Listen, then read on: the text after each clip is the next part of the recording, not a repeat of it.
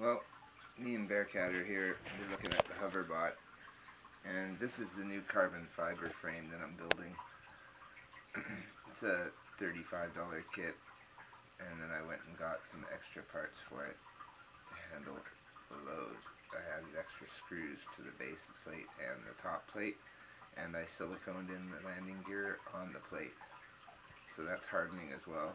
And I got the yellow fronts that I painted on it so that it'll have orientation. Now that's 260 grams. I'm not sure you can see it there, but 260 grams carbon fiber.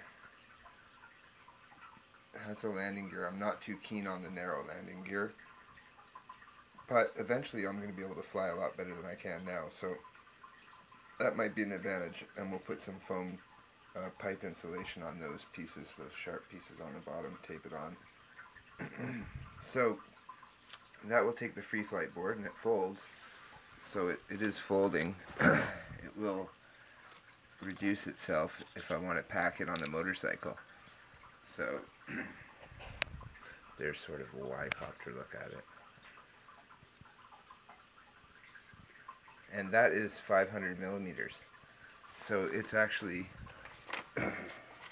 larger than the DJI 450 or HJ clone, which mine is half of now. So that's 500 millimeters there. And that should be a really nice airframe, but at 265 grams, it is more than the DJI 450 NASA frame. The NASA frame approximately 45 grams or 50 grams per arm, so you have 200 grams there, and then you have screws and stuff.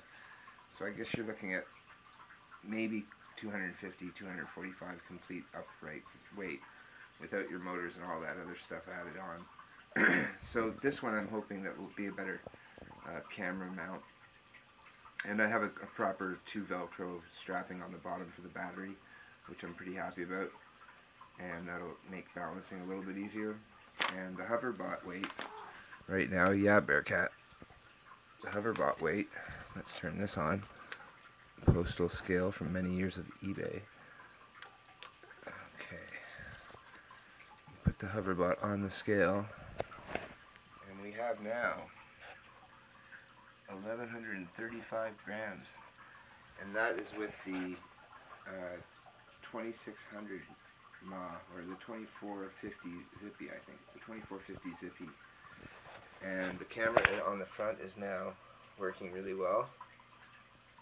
And I might get a moon gel after a guy reminded me of those. I was going to get those at one point and then had some success with the camera, I thought. So I might get the moon gels for the back of the camera on the foam body here. But total weight up, that's pretty good, I think, for a camera rig with 720 HD, as well as a servo and a 520 TVL camera on the front, which I was using for FPV today, but the wind sort of blew me into some trees and the camera quit because it was out of memory. But as of now, it's pretty much ready to go. I put on the DJI arms, and they are slightly different. Look carefully there if you can see it. This might be really dark, I'm not sure. But you can see that those ovals are quite deep. And on the HJ arm, you've got smaller circles, or smaller circular cutouts, and they're oval on there. So, but the DJI arms are also solid through their spars. So this spar running across the motor mount is solid from top to bottom. On the HJ, you have thin, tiny spars, and you have a thin recessed plastic well around the whole motor, so it's not as thick as the DJI arm. So the HJ is inferior in that matter, as well as the screws for the HJ are completely inferior. They strip really easily. They're 1.5 millimeter, and the DJI are 2 millimeter, I think, or maybe 2.5 millimeter. I'm not sure. So what do you have to say, Bearcat? Enough?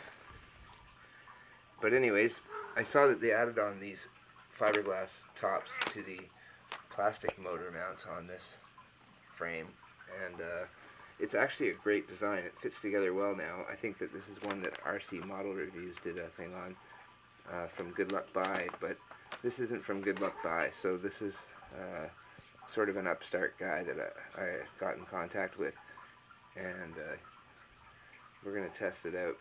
But it actually bolted together straight up, and it fit the proper way together. I didn't really have to modify a lot of things on it, and that's always pleasing. So it should fly very well, I think, and the 500 should have a little bit more stability if I do go to mount a GoPro or something like that on it, or perhaps even load up my Nikon P100, which is a 1080p and has 60 frames per second as well. So we'll be running this camera that I'm holding, which you can't see, but it's like the ZI-6.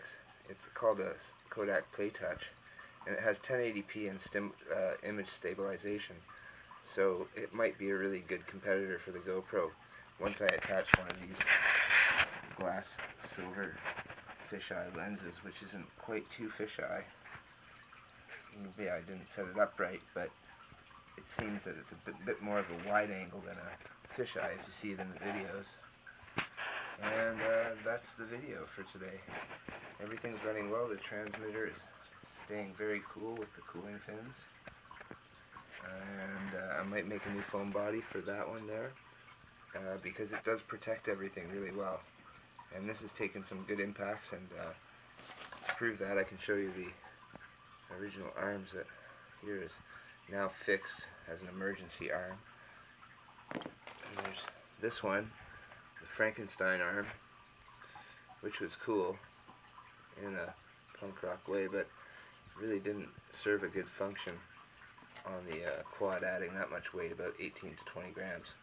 But that is fixed, so that will work if I have to put it on the quad. And then we have this third one, and I had bought the DJI ones, so we've got those two. But these two are all three of these are HJs, and this one is also fixed now and fused together. So we have some backups for the Flamewheel frame, and we're going to use that for the rest of our FPV training. And then once I feel confident going around the bases on the FPV, we will eventually move on to the carbon fiber frame and maybe upgrade to 1000 motors or 980 motors perhaps, so we can spin some bigger props and maybe run 4 cells eventually. But 3 cells is enough for learning right now, and I have 8 to 10 minutes with the larger battery, 7 minutes at the minimum. So that's enough to learn with, and I don't have to go overboard. So that's the setup, the Hoverbot, and its competitor now, Hoverbot2, slowly being assembled in the wings in the messy lab. Hopefully I'll get some 9x5 dual props to try out, and I'll do some video of that and see how the camera reacts to that as well. Say goodnight, Bearcat.